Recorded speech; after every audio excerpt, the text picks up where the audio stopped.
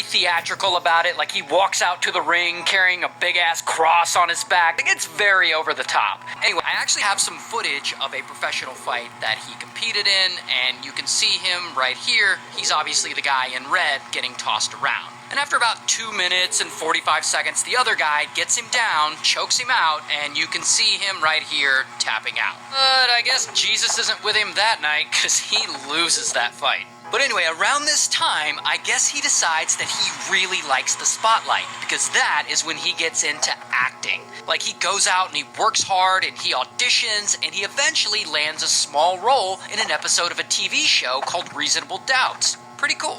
And right after that, he lands a role in a B movie starring Dolph Lundgren. He's a driver, not a killer. I'm different.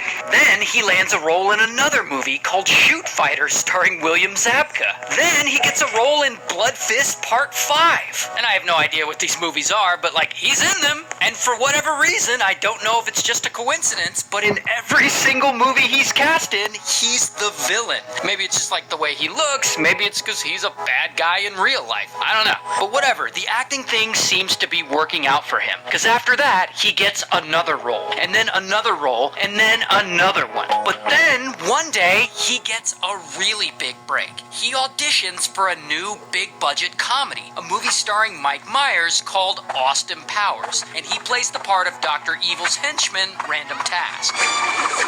Oh, that really hurts. You have a lump there, you idiot. Who throws a shoe?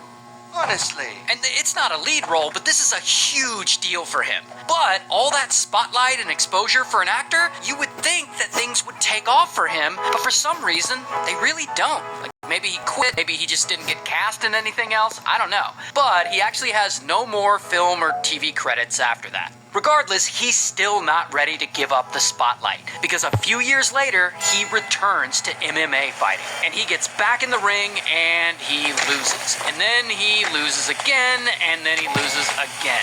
And ultimately, he ends his professional MMA career with a record of 0-4. Womp womp.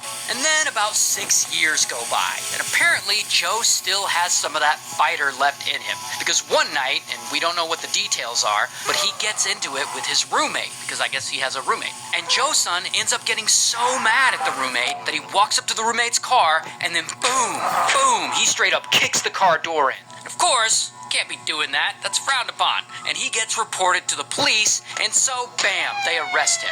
Here's the thing though. Joe's son ends up taking a plea deal, and he spends a few months in jail for felony vandalism. But whatever, he'll serve his time, and he'll get out, and he'll go back to his normal life. Like, yeah, you know, no big deal.